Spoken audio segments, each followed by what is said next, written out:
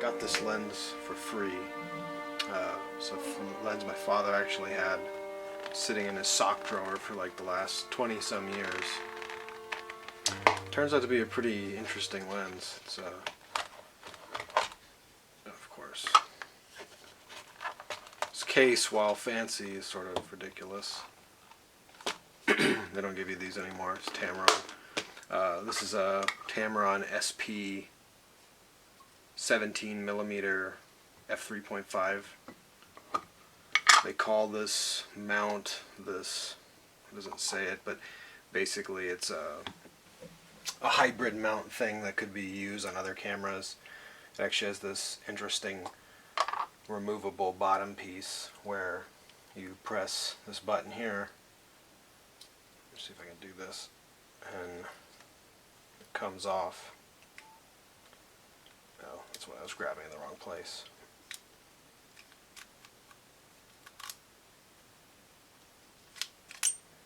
So this lens they made for several different cameras, but they didn't have to make whole different lenses with different mounts. They just basically made this mounting piece changeable, and then you'd have one for like a a Canon mount. I think they probably already had Canon EOS at the time, so that, or maybe even the Canon FD, and then the Nikon mount, which has the AIS little groove and the pre-AI clip, and you basically just mount this up. And the interesting thing is, if you look at this lens, it doesn't have any of the normal Nikon pieces for the aperture to be read like the AFD lenses and AI and AIS lenses. It's actually all built in the mount, so you can see, I hope you guys can see this, the f-stops are in there. So you basically just mount this guy up. There's actually a groove right here. Probably have to set this again. And kind of slides back on. If that kind of goes in the groove, push it, and then you twist the whole thing on.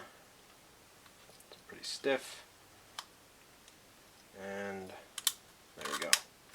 And then once that's all locked into place, just making sure I didn't screw it up, you can see the aperture ring now spins this adapter thing, but the adapter came with it. It's like all mount, or so. I'll put an annotation of what it's called, because the f22, and then kind of goes down just like a normal Nikon lens. So yeah, in either case, that's just kind of the background behind how this lens works.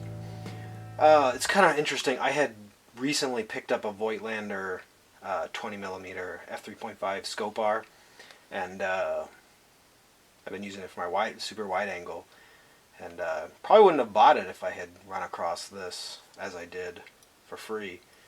But that's a more compact lens. I think it's potentially sharper. I haven't seen any of the results of this yet. I've shot some photos through it, but I have to get those rolls developed. But it's an interesting lens. From the reviews I've read online, people think pretty positively about it, and I guess it was, I don't know, maybe it wasn't sought after then, but it is now.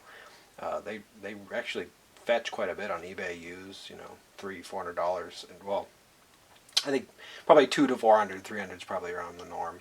But it's the Tamron SP 17mm 3.5, made in Japan.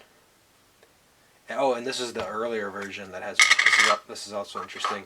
It has these built-in filters, so it's hard to see this without some backlight, but basically, probably can't even see this on the video. Maybe the red one is visible in the video. There's enough light, but that's the R60 red filter for like black and white. Obviously yellow, it says Y2, it's a yellow filter, you probably can see that in there. And then this one's actually, you had to look this up, 81B, it's like a blue, I think that's what they call, well, I don't know if the B stands for blue. Basically it's like a yellowish kind of filter, I think, to kind of change your color temperature. I forget if it's for when you have overly blue light, like during, I don't know, clouds, or at at dusk or something, and you can warm it up. Basically, I believe it's a warming filter. I'm not sure why they call it B. It's kind of interesting. You know, all film filters. This one is for color film, and then these are black and white. Though I don't know, maybe the 81B is for black and white film too. There seems like there's an issue. I don't know if it's like balsam separation or something, but you can see in the lens it looks really funky right there. You can't really see anything in the viewfinder, so I'm hoping it's sort of not really in the path of the optics. I don't know what's going on there, but it's definitely kind of gotten a little beaten up. Just which is funny that it's just been sitting in a drawer, but apparently it just didn't survive too well. Anyway, enough about this. So this actually leads me to another video I'll be posting, but some thoughts on my Nikon F100, but I'll come back to that later. I just thought this was kind of a neat lens. Initially I was almost thinking it was kind of junk, and based off the reviews, some of them are like, 10 years old almost, sort of the tail end of the film kind of being still the main medium for photography still, but people still liked it, so I'm gonna give it some shots.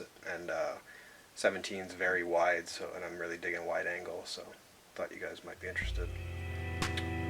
Thanks.